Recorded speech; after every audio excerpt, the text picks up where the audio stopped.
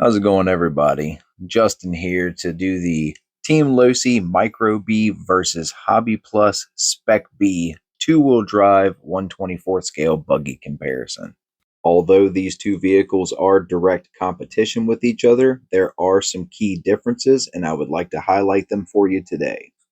Let's start out by comparing the differences in servo layout. The HobbyPlus Speck-B on the left has the servo laying completely flat to the chassis for a lower center of gravity. This also gives you a nice flat mounting location for your timing transponder in the event of racing the vehicle. Note, the Speck-B also has an auxiliary Futaba plug for your timing transponder, so there's no need for soldering or a lengthy Y harness. I would also like to point out the neater wire management on the Speck-B chassis. Now, moving on to the Losi Micro B. This isn't the best picture, but the servo in the Losi Micro B is mounted on a slight incline and sometimes interferes with mounting a transponder. A lot of people like mounting it with a 3D printed plate that'll go on top. There's also no auxiliary port for the transponder, and the wiring is a little bit longer, making for more of a mess.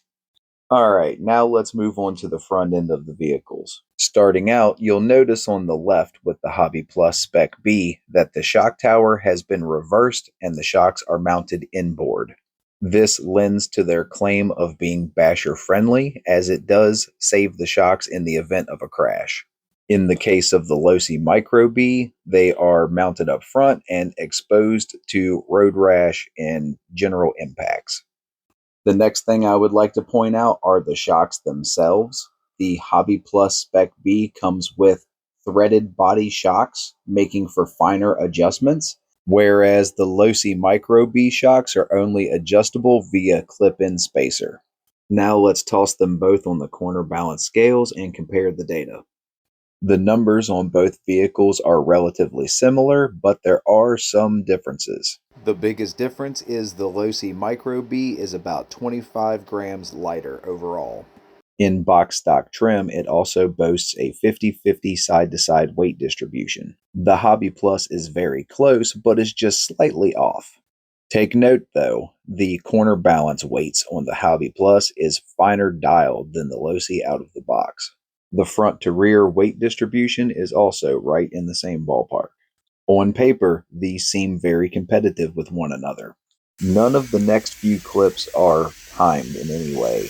I have not mounted the transponders to the vehicle at this point in the video, but I still wanted to include the original footage for comparison reasons. Here's the Speck-B turning a few laps on our 36 by 15 foot carpet oval.